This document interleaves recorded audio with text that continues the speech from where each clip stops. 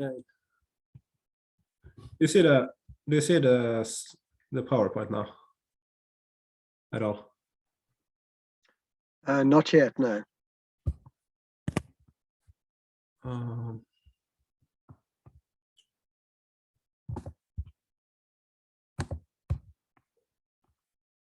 Okay. And now? Yep. Yep. Good. All right.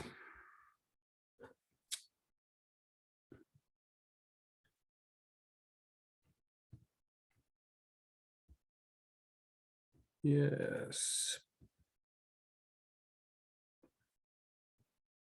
So yeah, welcome to the 15th lecture of my classical Greek introductory course. And today we are going to learn how comparative and superlative adjectives are formed in classical Greek. And we are also going to look at comparative and superlative forms of adverbs. And further, we are overviewing the paradigm for the inflection of the adjective megas, which means large or great. And we are acquainting ourselves with comparative genitives. And finally, we are also looking at a specific use of the optative mood. That is, how verbs in the optative mood are used when they stand together with the modal particle on. But let's begin with the comparative and superlative forms of adjectives.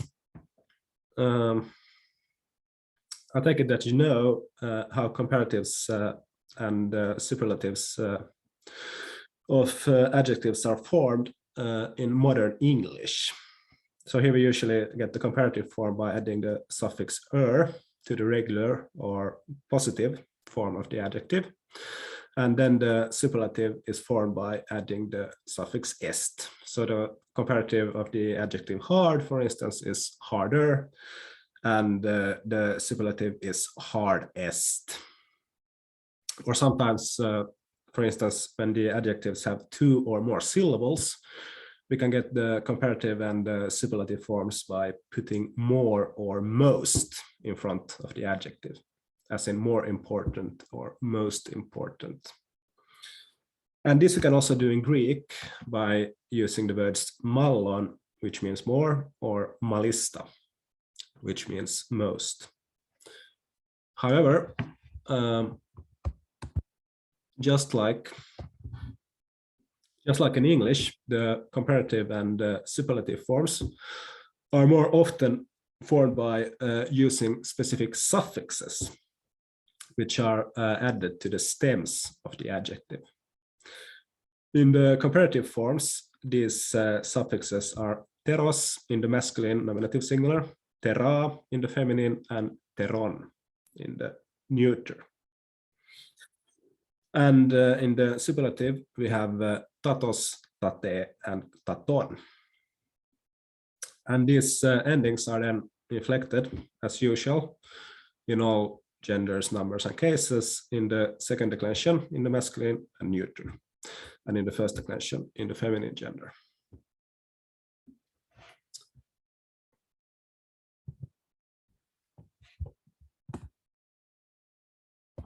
So, as an example, you can take first of all the adjective with the meaning of clear, which in classical Greek is saphes in the masculine nominative singular, positive form, and saphesteros in the comparative, and saphestatos in the superlative.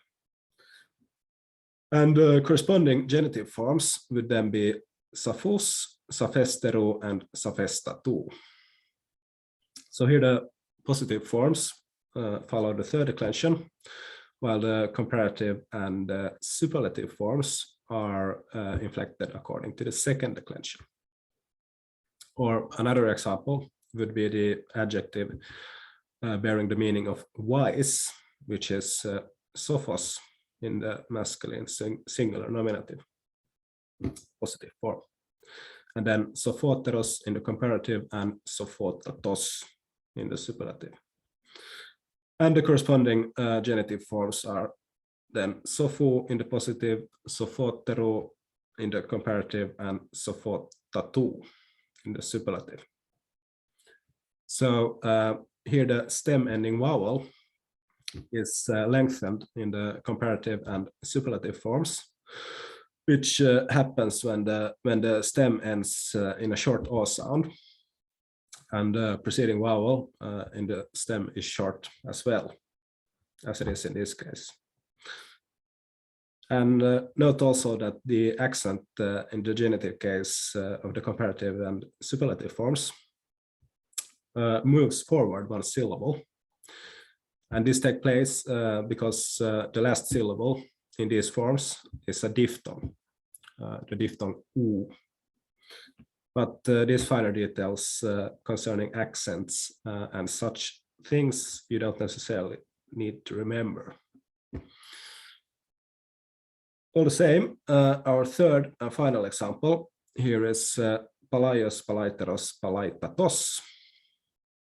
And here we may note that the stem ending omicron vowel disappears completely in the comparative and superlative forms. So this omicron here is not visible anymore in the comparative forms. In the positive forms, there is this stem ending vowel, but then it disappears here in the comparative and in the superlative form. Okay, but then we have also some adjectives which are compared with other suffixes. So here we have the suffixes ion, ion, ion in the comparative forms, or on without the iota. And in the superlative forms, in these cases, we have istos, iste, iston. And we see some examples of adjectives with these kinds of endings in the comparative and superlative forms. So for instance, we have the agathos here, which in the positive form, in the normal form means good or strong. And here the comparative is formed, the comparative and the superlative is formed from a different root and with this specific on ending. So ameinon means better, and then aristos with the ending istos is best. Or then we have also an alternative way of forming the comparative and superlative with also a different root. So beltion means also better. But here there is this ion ending in the comparative form. And then from the same root as the comparative form, we have beltistos as the superlative.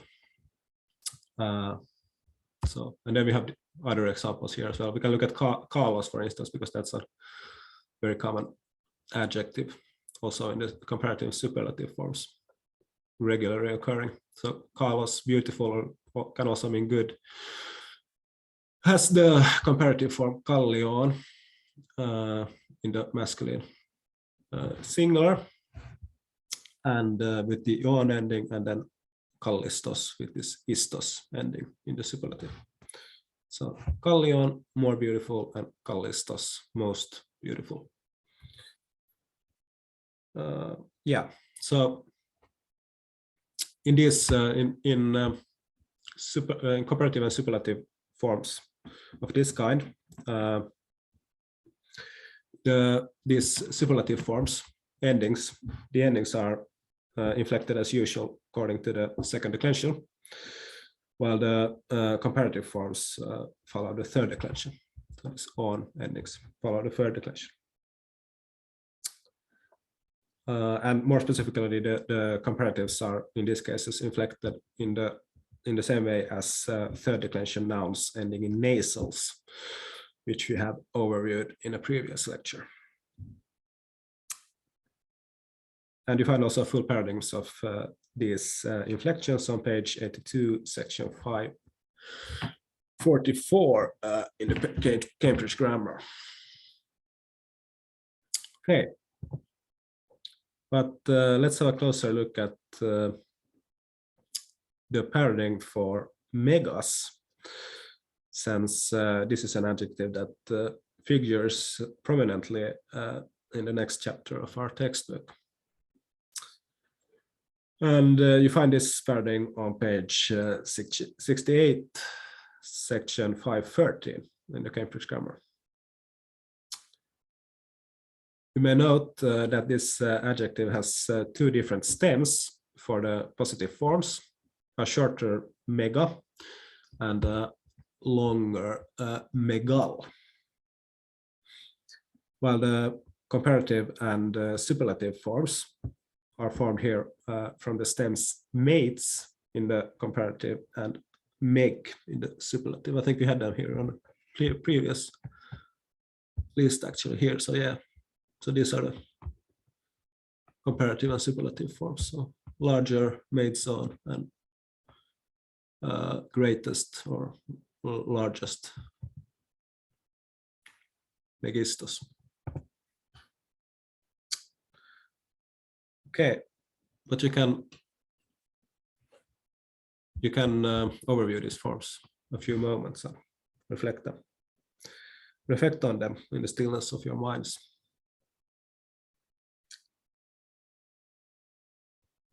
Okay. Next in turn, we have an overview of the comparative and superlative forms of adverbs.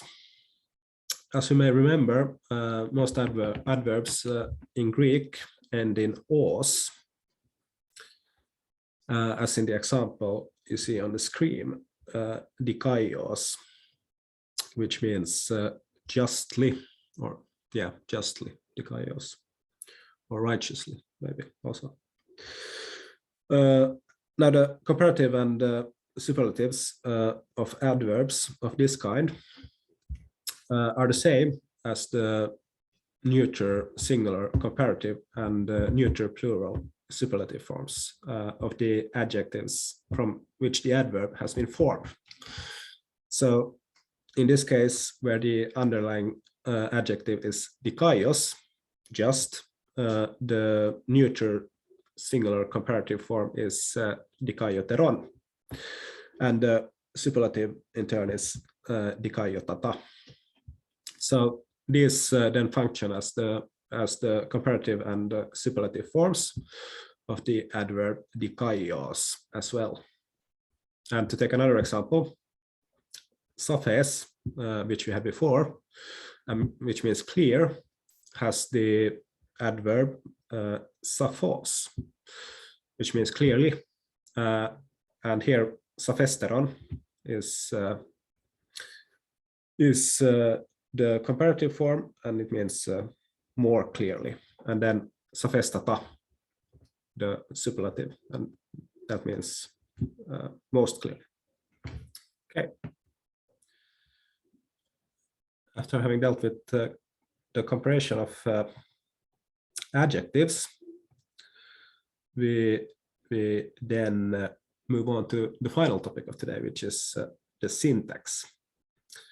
And this also involves comparative adjectives. So first off, in this section, we have the use of the comparative genitive in classical Greek. The Greek comparative genitive is used to convey the kind of meaning which in modern English is expressed by means of phrases introduced with the conjunction than. The best way to come to terms with the Greek use of comparative genitives is to look at some examples.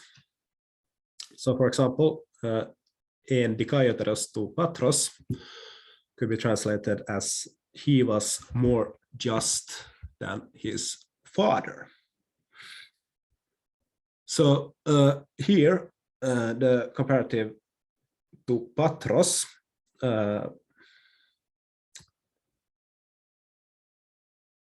the comparative, the comparative genitive to Patros is translated with than his father. So, and in the same way, we have another example, Socrates sophoteros ton allon, which could be translated as Socrates is wiser than the others. And here the phrase than the others then is used to translate the comparative genitive ton allon. Okay. Then we have one more topic today, which is more syntax involving verbal moods. We are shortly going to overview the potential optative, the optativus potentialis.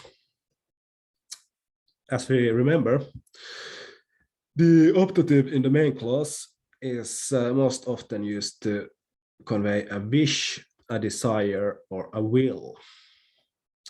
And this is the so-called volative optative use. But together with the modal particle on, the meaning of the optative changes so that it comes to express more of a possibility.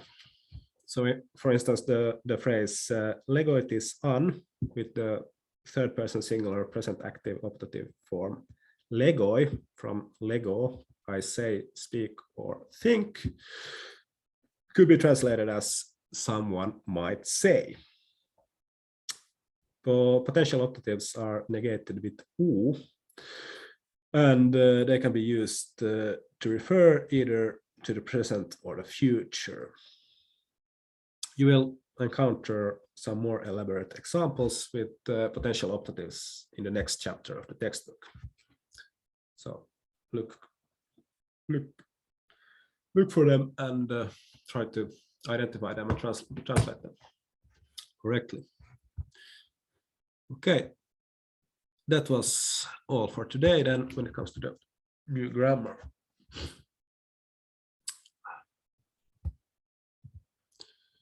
I'm just going to go and clean my nose.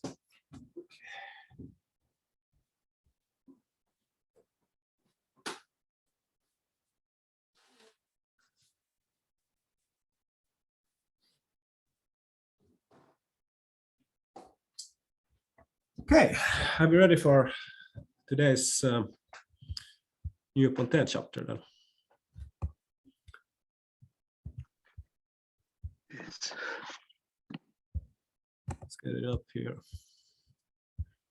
Just was reading some news about a Finnish, it was a Finnish businessman who racially abused some Chinese person on Heathrow Airport, and he's quite famous in Finland.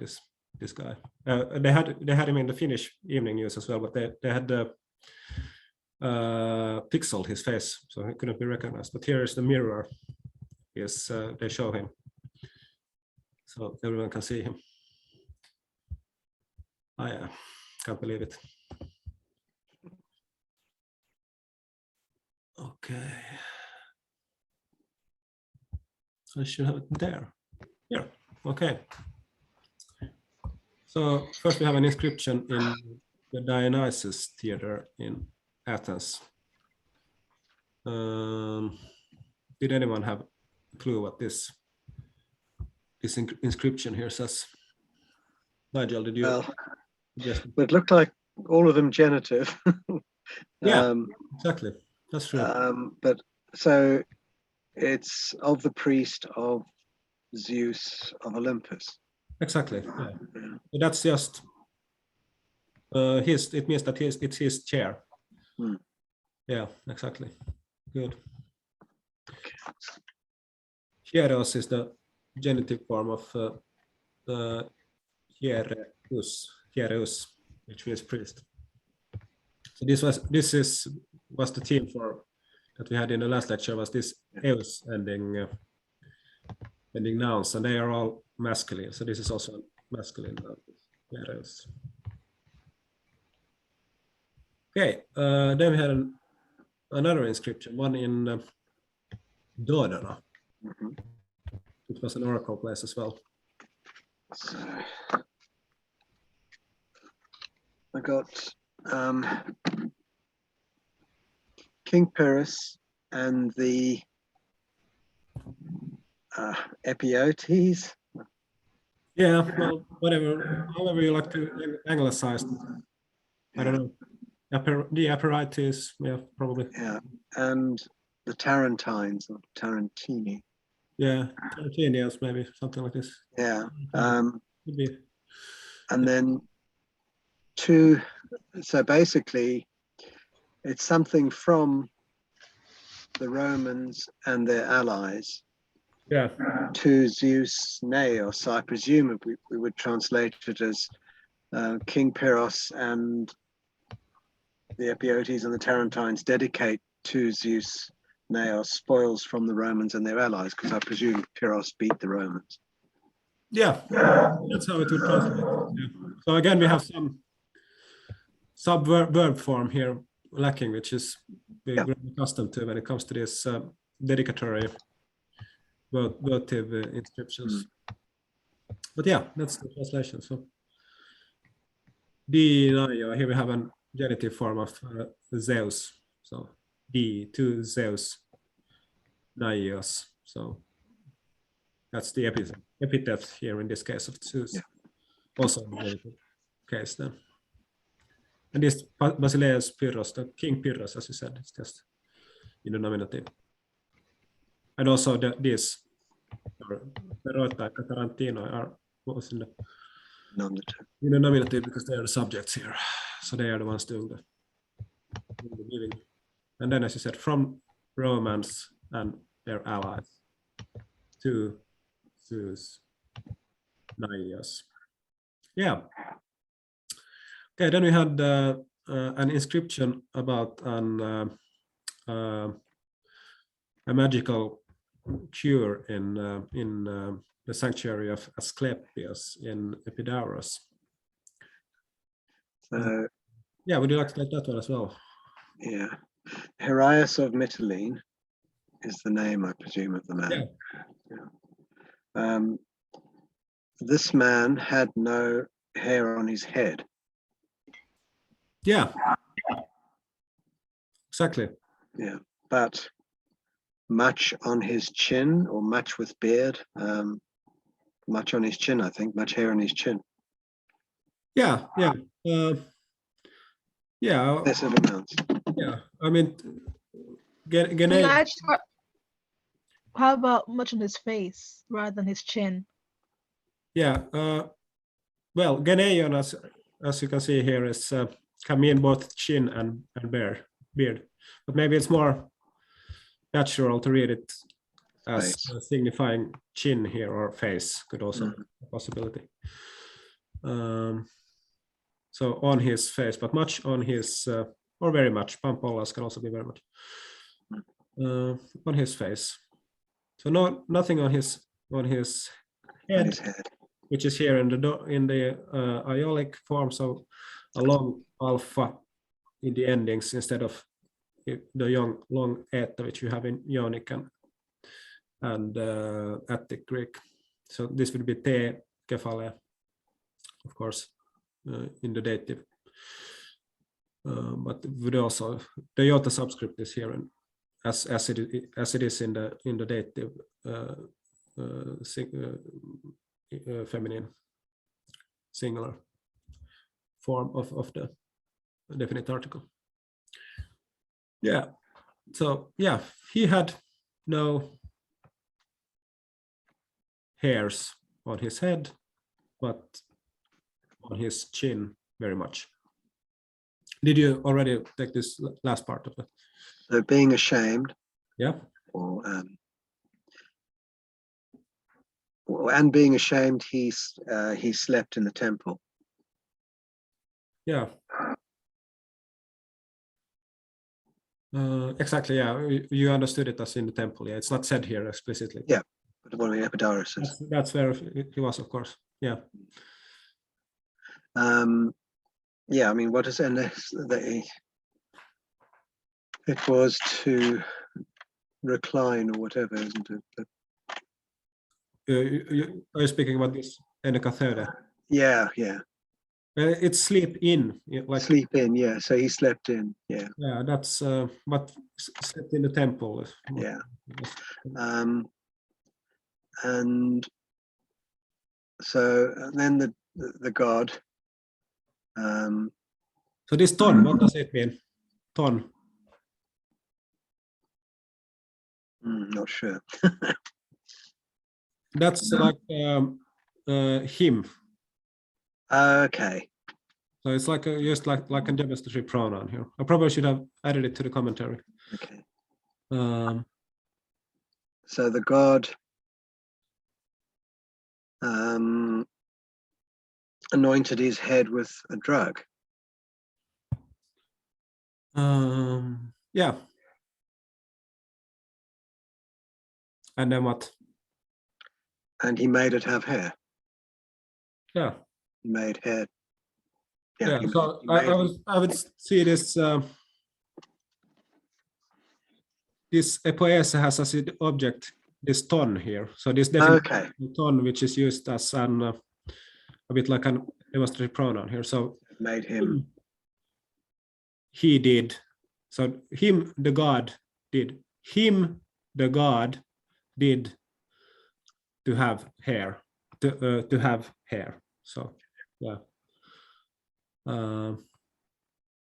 And then we have here Chrysos pharmakotaan kefalan. So that's a After having aorist participle, is it? yeah, Chrysos, exactly. So we have it. If I open the Anoint. vocabulary here, you should have it here, down here. If I didn't, I missed it probably. Yeah, I got it as anoint or yeah, anoint. Yeah. I had it in the commentary. No, I have to make a note that it's missing from here. So yeah, it might be in some late or earlier vocabulary, but it also be that I just missed it. Anoint, yeah. So chritza, it's in the basic form, but here it's, as you said, an aorist participle. How would you analyze it if you would analyze it fully? Chryzas here, this participle form.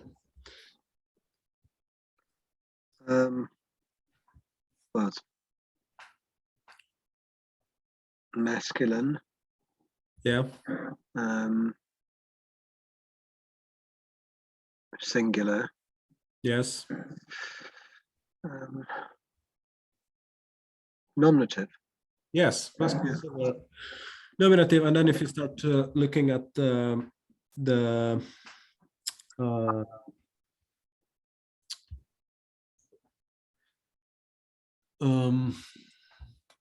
is it active or is it passive or? It's active. Active, exactly. Yeah. So yeah, active aorist participle, masculine nominative singular. That would be like a complete analysis of it. So it's some parts of, when you analyze a participle, some parts of it you analyze as a verb form, and then some parts of it you analyze as it would be a noun form. So it's like a combination, basically. But yeah, that was it. Yeah, good. I'll send you anyway. I'll write a translation down and send it to you tomorrow as well, so then you can compare if you feel that something is missing when we go through this. But yeah, okay. Then we have an inscription on an altar in Mytilene. Could you like to take that as well? Yeah, I mean, hodemos is the people. Yeah. Damos with the long. Yeah, it's the. Yeah, but it's the same. Demos, yes. Yeah, and then the. I mean, it's all dative. Well, there's a dative, and then genitive. Yeah. So I I thought it might mean, so the people dedicated to Aristandros, hero Aristandros, or Eroi. Yeah. And then Cleotemo. Well, I presume it's the son of Yeah. Cleotimus. I wasn't certain what that was, but I presumed it was the son of. Yeah. The people to the hero Aristandros, son of Cleotemo. Okay. Yeah, that's how I would interpret it as well. Yeah. And then again, a verb is missing. So yeah, dedicate to the people, dedicate to the hero Aristandros, the son of Cleotemo was something, an altar. Okay, then we have one more inscription. So there's a lot of them today, actually. Inscription on the statue of Julius Caesar in Athens. Again, for the people dedicate, we have to assume dedicate to Gaius Julius Caesar, chief priest and dictator.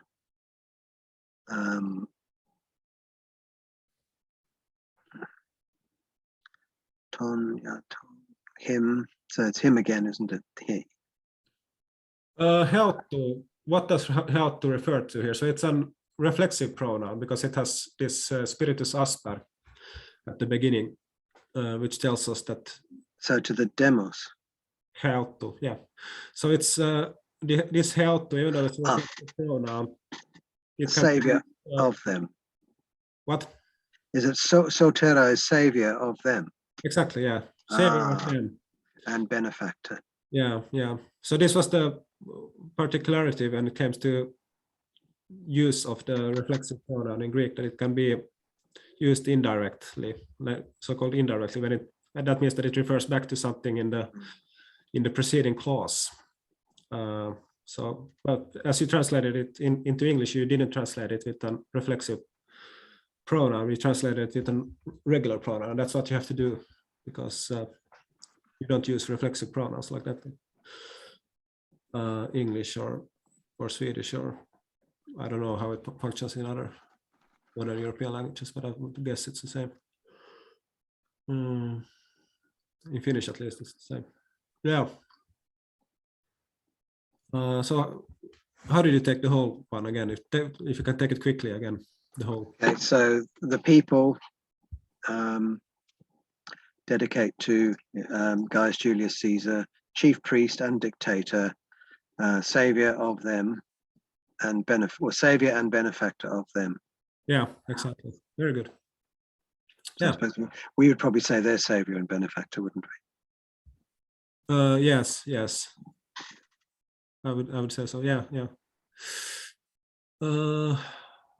Okay. Then we have a story about Odysseus and the cows of Helios. Yeah. So the sun god Helios. Yeah, I found this quite dense, this passage. I understand that, but we can start breaking it down together. So, How about you, Tofi? Have you had time to look at this chapter at all?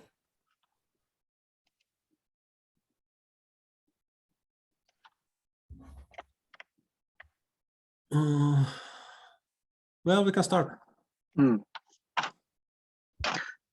So, wait, something in the chat. I start. Okay. Okay. Well, I mean, the title is concerning or about Odysseus and the cattle of the sun god of Helios. Is the title. Yeah. And then the first line is, after the sack of Troy. Yeah. Is Tofi going to do some more?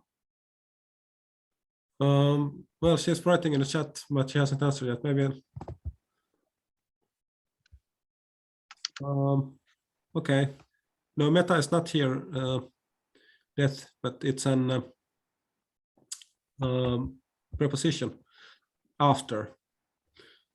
Yes, but if you take the first sentence, at least here, Nigel. Okay. After the sack of Troy, the Achaeans sailed away homewards, or set sail for home. Sail for home, yes. Yeah. So an aorist here of apopleo. Yeah. Yeah. Okay. Then next one.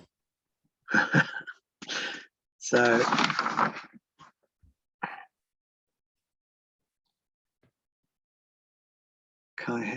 so and already Yeah.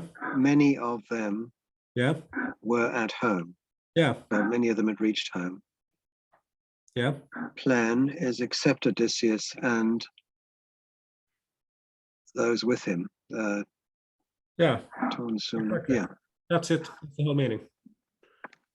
So many of them who had been taken part in the sacking of Troy had already reached home, but not so Odysseus and the people who were on the same boat with him.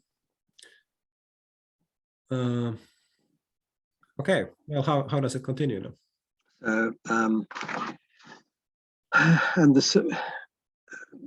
But the survivors escaped or fled many things. Yeah. So these survivors here, Yeah. is peripheromenoi. So Yeah. perifero is like could mean carry around. Also, yeah. Survive.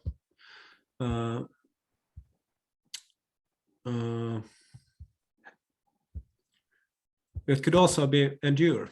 So it's like yeah. I don't know, maybe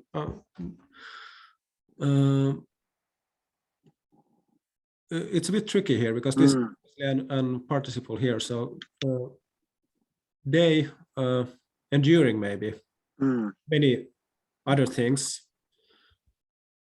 or yeah, they survived, escaped. They enduring many things, escaped other things as well. I would say this alla. I take this efeugon as being connected to this alla. Yeah. So this is the object of efeugon. They escaped other things. So they enduring escaped other things. And what? Efulate, so for Pallas was guarding the heroes. Exactly. So this gar can probably understood as for or because. So yeah, because of the reason that Pallas Athene. Pallas was guarding as the hero. So this hero refers to Odysseus, of course. And then I couldn't find it was guarding, so they just said and Polyphemus, the Cyclops, and Circe, and the Sirens, and Scylla, and Charybdis, but I wasn't quite sure how that fitted. Yeah, it's just a list. Exactly, but it sort of continues the idea at the beginning of the sentence, which started here. So this was just an inserted subordinate clause, which was not really connected to the rest of the sentence. So like a thought which was inserted here in between. So this connects to this efeugon. So that they escaped other things, among them. Okay. Among them, Polyphemus, the Cyclops, and Circe, and the Sirens, and Scylla and Charybdis. Okay. So this is like they escaped all of this among these other things. Well, no, maybe it's more, it's better understood as that they enduring, they escaped other things as well, and then also these. Okay. Was the Cyclops, Kirke, and the Sirens, and the Scylla and Charybdis. So these were like the main things that they escaped, but then they also escaped other things. Enduring escaped other things. So, maybe a bit of uncomplicated, unnecessarily complex sentence at this point, I would say, in the text, but then again, you will encounter quite a few of these sentences of this kind in original Greek text. So, yeah. Well, there's not much more to it than that. Let's continue with the next one then. Yeah, I couldn't. I mean, the tutus de tus. I wasn't sure what. I mean, the tus kindunus is danger. So. Yeah.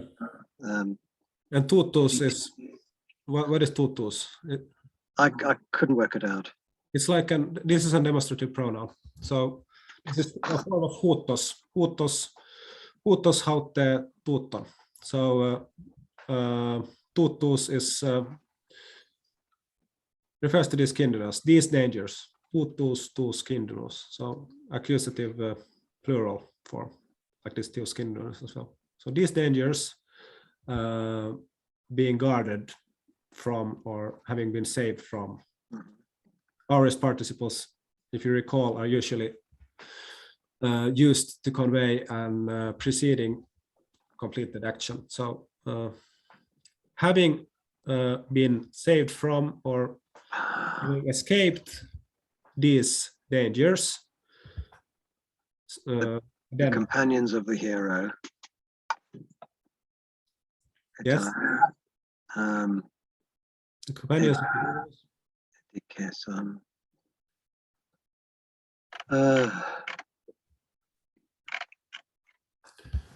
What does EDK say? I'm just looking at that. I can't remember. It comes from adikeo. Adikeo is the basic form of it. So suffer or it's to do wrong, or yeah, do wrong to do something. an injustice, or of course, injustice. I declare. Yeah. Yeah. So the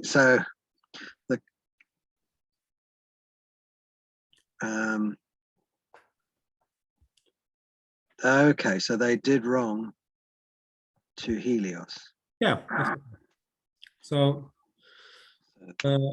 after having escaped or after having been guarded from these dangers, the friends of the hero did wrong to Helios. Wronged Helios. Wronged Helios. Yeah, wronged Helios. Yeah. Okay. And then. So and then this the Hemenos is a storm. Yeah. But I couldn't then I couldn't work out whether that was an eontos or a. So this ontos is. Oh, it's an O. Okay. It's an omicron. Yeah. Okay, omicron. Okay. Yeah. I should probably have added this maybe to the commentary. I think I'm gonna add it to the commentary in the future.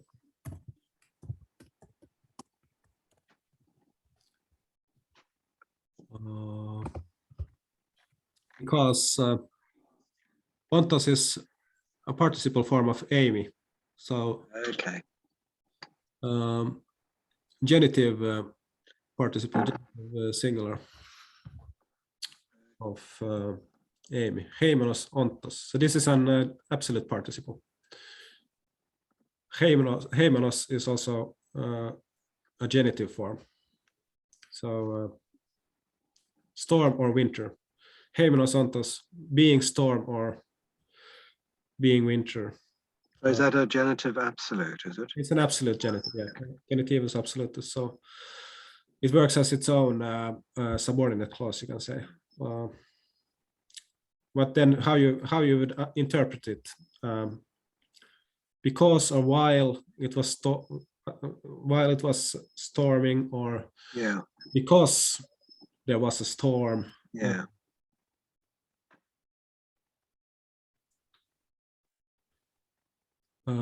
Yeah, so it's probably because, right? It's causative, giving the cause here maybe. Yeah.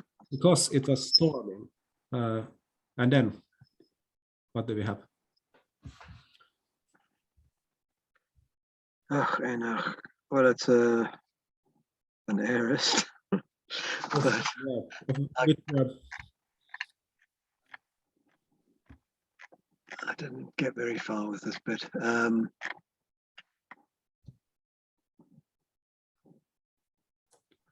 Just trying to work out where the verb it comes from. It's find it here in the. So it's this anankatso here. I force or I compel. Oh, Anankatso. So as usual, Okay. with aorist, it gets augmented and yes. Yeah. alpha becomes an eta. Okay. Yeah. So being a storm, it compelled Odysseus to. It's to it says to lodge, but to, yeah, it compelled him basically to stay on the beach. Yeah. Of Triarchias, which I think is Sicily. Yeah. Beach of Trinacria, Sicily. Mm. Yeah. Yeah. Aulitsetsai, stay probably. Yeah. Aulitsma, take up, lodge, live, stay. Could Camp, I suppose, it would be camping, wouldn't it? Camp, probably. Yeah. They're forced Hapo, to camp on the beach of Trinacria. yeah. Hapo, Hapu is so from where or from which place or something like this. Hapu. yeah, the cattle of Helios were pastured. Could maybe even be where here in this case, where the cattle of Helios were grazing. were grazing, or yeah, good. Yeah.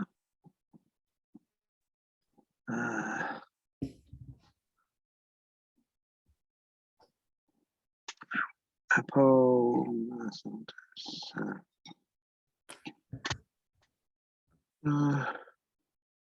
So having sworn. Having sworn, exactly. Yeah. Correctly, because it's an aorist participle. So Yeah. proceeding completed action. Okay. Having sworn not to do any evil or bad things to the cattle. Exactly. Yeah. So it's a bit strange here that the preceding action comes here. Yeah. Towards the end of the sentence, but that's how it is also sometimes in Greek. So yeah. Someone has said that Greek is not a language, but it's a chaos. And sometimes feeling when you read Greek. But exactly. It's an argument, I think. Yeah. Okay, so that's so basically they said they wouldn't hurt the cattle. They swore not to hurt the cattle, but eos men siton kai oino. Yeah. Yeah, I didn't get to this bit, I'm afraid. Yeah, that's okay. We can look at it together. So yeah, ethos is kind can mean anything but bread or Okay, yeah. general food. And oinon is wine. Let's see what I have here in the list. So we have for citrus, we have of course I don't have it here, but I think we had it before. we had it before, but it can mean basically bread. I think it's Yeah. translated as bread here. So chaos is for as long as they had. So as long as they had bread and wine, eichon. So as long as they had bread and wine, Yeah. So as long as the men had bread and wine, bread, wine. they ton bon up a konto. So they kept away from the cattle. Yeah. As long as they had bread and wine, they kept away from the cattle. And then it begins with a kai, but that's just maybe you don't even need to translate the kai in this case. Yeah. It would be and, but And yeah. and for as long as bread and wine they had the men from the boars or from the cattle they kept away, word for word. But yeah, but then we have it continues with a genitive absolute. So this is again a genitive absolute. This if you have a participle to start with it, epilei ponton. So it's like running out, epileipo, running out. Okay. And epitedeios are like their equipment or their storage. So Okay. So the stores. So the stores having run out. The stores having run out. The pietson to polychronon. Pietzo means suffer. So in the middle form. So this epietson, they suffered. Polychronon we had before, it means a long time. Chronon, and from what did they suffer? Limos, so hunger or famine even, but maybe hunger here. So, Yeah. Having run out of stores, they suffered a long time from hunger. And then we have again a genitive absolute here. So katheudontos Odysseos is the genitive, absolute genitive construct here. To Odysseus even. So katheudo is sleep. So while Odysseus was sleeping. While Odysseus slept. Yeah. Yeah. And pote is once or one time. Once, yeah.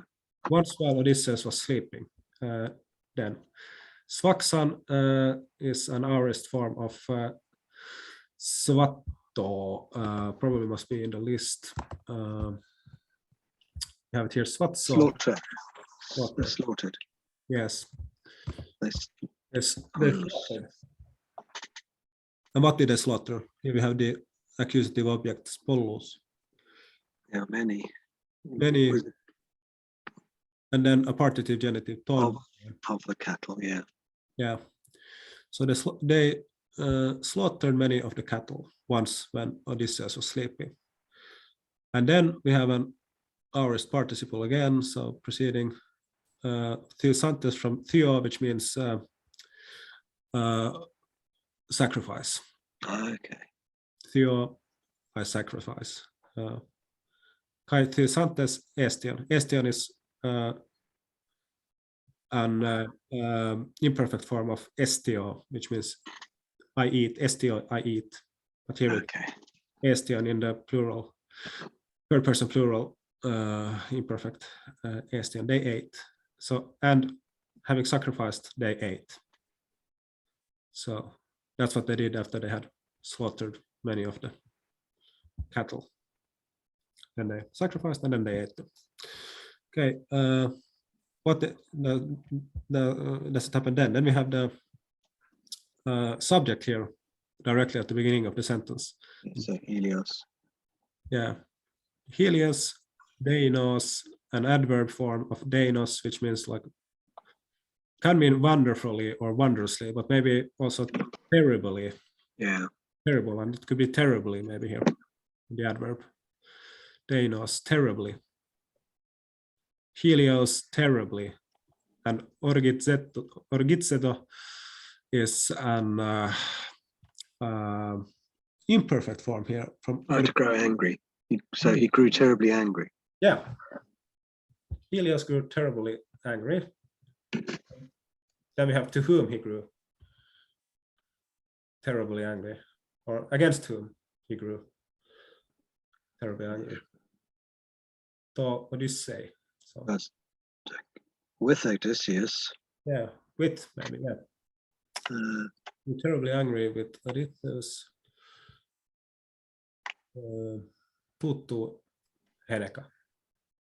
Heneka is because of, and then together with the genitive object, usually. Because of this, or these things. Yeah. Yeah, this it's a genitive singular form, but yeah, these things could be also because of this. So Helios grew terribly angry with Odysseus because of this. Okay. Then we have an accusative object which starts the sentence. Tuus me Kairos, the kaiteen noun, Heros. Here we have the subject. The hero is the subject.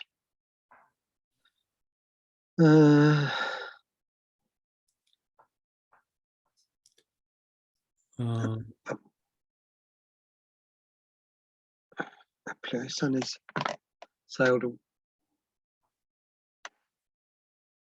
It can mean many things, but it's apolymi. It comes from apolymi, which means destroy in the basic meaning. Okay. So kill or destroy. So here. I say, would this be that the Heros would not be Odysseus then? That must be demolish. Well, yeah. Must be the demigod. Yeah.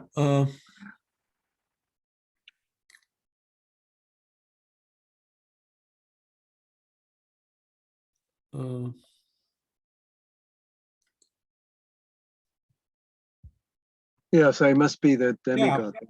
The demigod. It's him. Yes, it's exactly. It's Helios. Helios, yeah. Heros. So he destroyed the ship and the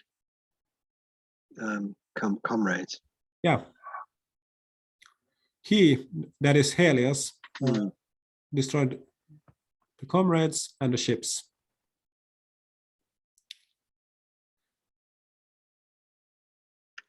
And then we have autos, which refers in this case to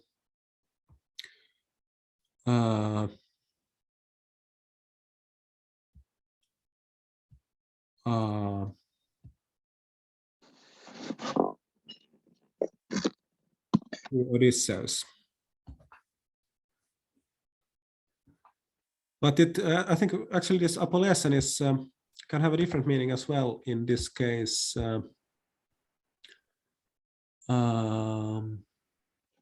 that they are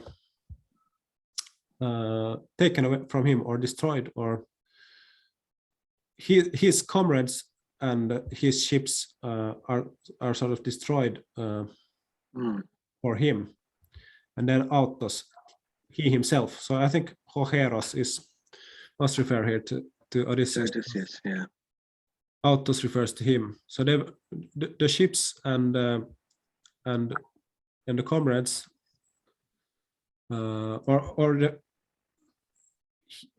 he was destroyed with regard to his ships and his comrades. It could even be understood as. But he himself, so himself, autos, or he, what happened to him? So, Pola, and so below the sea. Yeah, kata, or on maybe. On the sea. So much polla. Much on the sea. And then we have mogesas, which is Moges.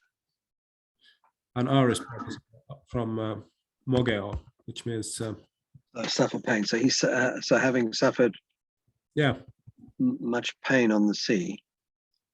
exactly. Hepta. Having suffered much pain on the sea, and then what? Hepta ete ente so it's calypso sen. So hepta is 7, isn't it? Yeah. Eta is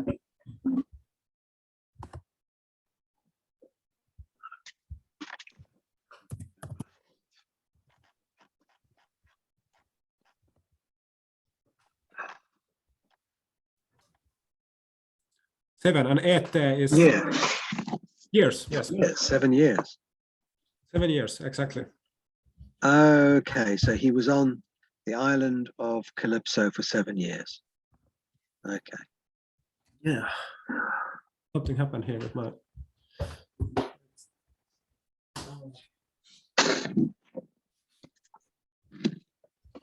Let me. Okay. Yes. So exactly. So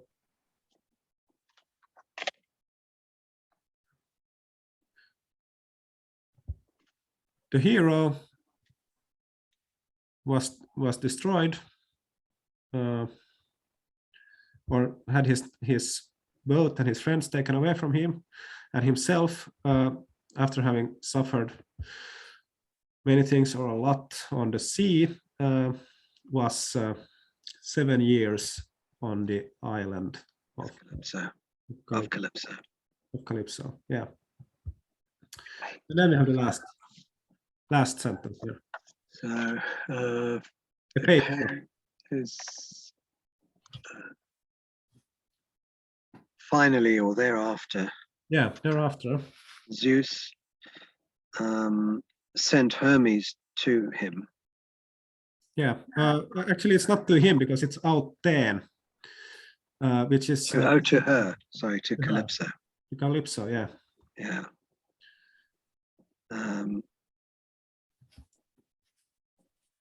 Kelion. Comes from Kaleo, which means order. So it's ordering exactly. Ordering her to send him home, basically. Yeah, exactly.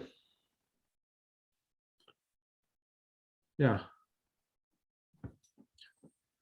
Ordering her to send her home. So apopempsa is an aorist participle of apopempo. Yeah. Which means send or send away. Send him away home. So then Zeus sent to her, Hermes ordering home to send. So ordering him to tell her to send Odysseus home. Right. It's Greek is different sometimes, more complex, sometimes more. It's just difficult to interpret sometimes. That's what I think is almost the best thing, even though it's might not be annoying, but it's the complexity of the Greek language is captured in this book. Like even though it's an introductory book, it captures like the complexity of how the original Greek text also are. So that's why I think it still works quite well as Yes. It's an introductory, especially to people who are actually interested in learning to read the original text. Yeah. All right. Okay, well, thank you. Thank you. Well, one thing I meant to ask, a friend of mine is, she did a PhD in the Icelandic sagas. Yeah. And I was talking to, because the other day you were talking about a scholar, your friend of yours, who found Finnish words, and I couldn't remember where you said they were, in which text they were inserted. Did his PhD, and you said that he found that they yeah, were. but they are like in different letters, I think, like administrative letters. Okay, it's not nothing to do with the sagas or anything. No. It's like in Swedish administrative letters, so it's not in Okay. texts. Because I got confused and she was all excited. But Yeah. Well, what is if she's interested in that question, you can ask her if you want to get my friend's email address. I'm happy to send it to her. okay. Yeah. So just ask her if she's interested in that particular question. Okay, well, she might email you. Her name's Philippa. Origins of the Finnish language, specifically written Finnish language that he has been studying specifically in his thesis. So yeah, but he has also taught Icelandic as well, so he knows Icelandic, old Icelandic. That's another complicated language. Yes, I know. Although Finnish, I think, is even worse, isn't it? I think Icelandic is worse, but then You again, think so? I don't know Icelandic, so you know. I mean, from what I've heard, Finnish is Yeah. incredibly difficult. But it always feels more difficult if you don't know anything at all. Before you start looking at it, then you start seeing that it's. Because Finnish, Hungarian, and another one of the others, is it Estonian, or have got similar roots? Estonian and Estonian and Finnish are the same language family. Yeah. And also Hungarian. Hungarian, yeah. Yeah. So these are part of the same Finnish Ugrian languages. So yeah. Estonian is like basically it resembles, but it's incomprehensible anyway. It's not, and I would say the same with Hungarian. So yeah, it's not, even though they are of the same family. They are not that close. They're not that close to each other anyway. Well, thank you very much. Thanks for today. I hope to see you next week. Yep, see you next week. And is the next passage as long as this one? Well, I think it's 2 pages, but it might be a bit easier, and you don't have to do everything. So you can take 1 page maybe, and that's probably what can be, or as much as you like. You know, there's no necessity in trying to. We can look at the rest together and see how far we reach. So, yeah. Thank you very much. Thank you. Good night. Night.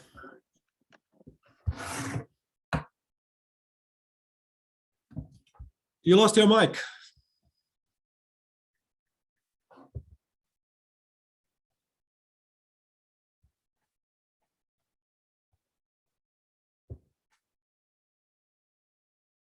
Oh no.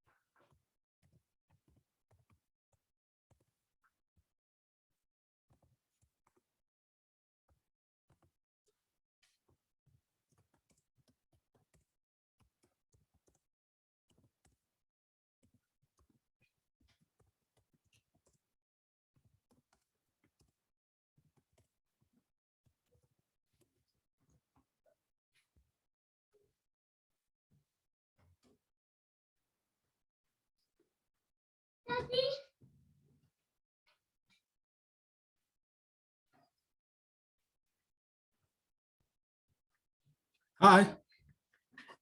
Mommy, that is not alone.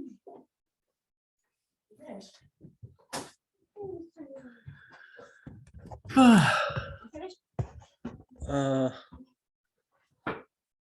not finished. Yeah. I'm just. I have here Tofi. I'm just chatting with one of these my students, Tofi.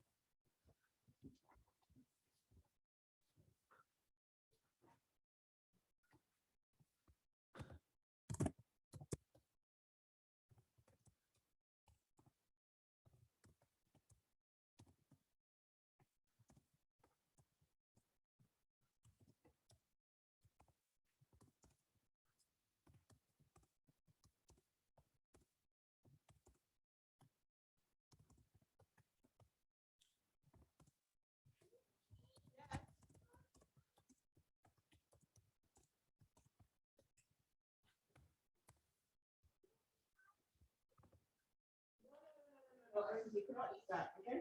You know why? It's dangerous.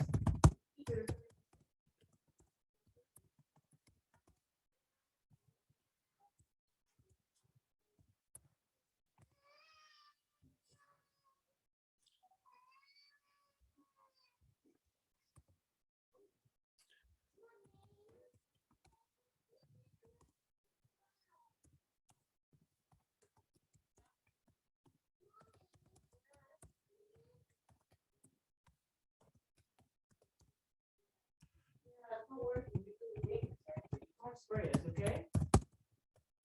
Don't spray it. If you spray it in your eye, it's gonna make you blind.